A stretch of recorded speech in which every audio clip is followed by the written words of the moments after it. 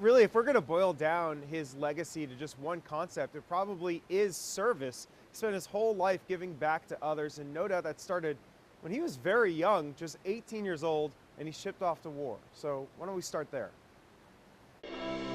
If he looks young in this photo, that's because he is. At 18 years old, he was the Navy's youngest fighter pilot in the war. In 1944, his plane was shot down over the Pacific, and yet Bush would persevere. He returned home and married the love of his life, Barbara Pierce. Together, they would move to Texas, where he built an oil business, and together, they built a family. In the early 60s, Bush entered politics. He served 2 terms in the House, then was the ambassador to the UN. He served as an envoy to China, and was the director of the CIA. By 1980, he was ready for the big seat, and ran for president. When he ended up losing that campaign to Ronald Reagan, it didn't mean the end for Bush. He was selected as Reagan's running mate, and served loyally as his vice president for 8 years. In 1988, a more successful campaign where he spoke of strength through decency. I equate toughness with moral fiber, with character. As president, the Berlin Wall fell, then the Soviet Union. In Panama, Bush sent troops to overthrow the corrupt regime of Manuel Noriega. Then there was the Battle of the Gulf War. When Saddam Hussein's Iraqi forces attacked Kuwait, Bush assembled a global coalition to stop him.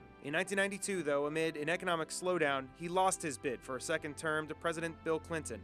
But perhaps his biggest legacy is a political dynasty. His sons George and Jeb would go on to be governors, and George would be the president some 8 years later. What did he say to you when you were president? What kind of... I love you. You know, as corny as that sounds to some, it is the most important words you can hear in life.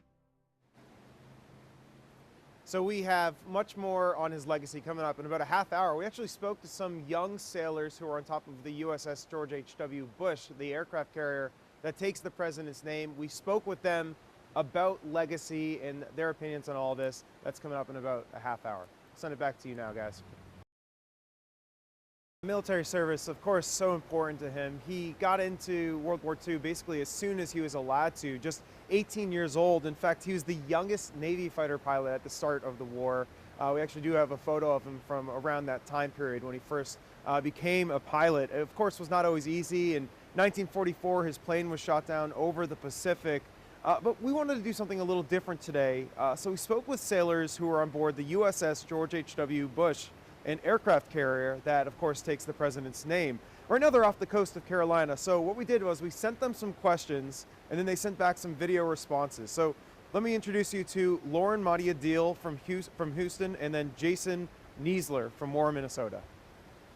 His dedication to selfless service and the fact that he put his country's needs before his own. I feel honored to be a part of something that does put family first, just as he did in his personal and professional life. As sailors, we are all family, whether we are past or present sailors, and I feel that being on the USS George H.W. Bush, the ship has become an extension of my family. And I do hope to follow in his footsteps with his legacy of public service. I'm not exactly sure what my future holds, but I know that if I am even a quarter of how successful and selfless our namesake is, that I will be quite all right.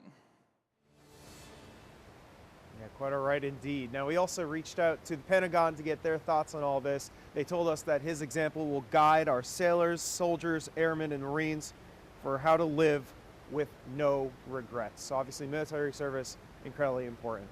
Annie and Gio, I'll send it back to you guys.